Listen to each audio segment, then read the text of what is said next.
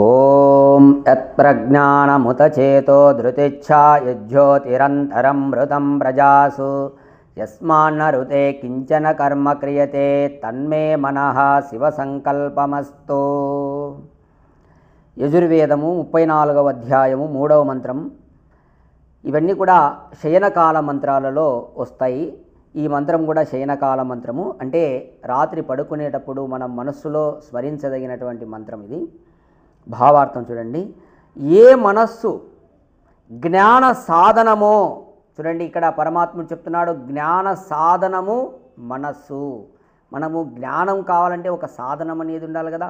ఆ సాధనం అంటే ఏంటంటే మనస్సు. మనస్సు ద్వారా నీ జ్ఞానం కలుగుతుంది. ఈ జ్ఞాన సాధనము మరియు విచారణా శక్తి కలిగినదో, ధైర్యము కలదో. చూడండి, మనస్సు యొక్క శక్తి గురించి చెప్తున్నాడు. విచారణా శక్తి కలిగినది, అలాగే ధైర్యము కలిగినది మనస్సు. అలాగే ఏది ప్రజలలో వినాశనము లేని ప్రకాశమో, మనస్సుకు నాశనం లేదు. మానవులలో ఉన్నటువంటి మనస్సుకు నాశనం లేనటువంటిది అది మనస్సు. అలాగే ప్రకాశము కలిగినటువంటిది మనస్సు, వెలుగు కలిగినది మనస్సు. తెలియాలండి మనస్సు గురించి. ఏది లేకుంటే ఏ కర్మయు చేయబడదో. చూడండి, భగవంతుడు చెప్తున్నాడు, మానవుడు చేసే కర్మలన్నీ కూడా మనస్సు ఆధారంగా చేస్తున్నాడు. మనస్సు లేకుంటే కర్మలు చేయలేడు. కాబట్టి కర్మలకు ఆధారమైనటువంటిది మనస్సు అని గుర్తుపెట్టుకోండి. అటువంటి అస్తు, ఆ నా మనస్సు శివ సంకల్పములు కలది అగుగాక.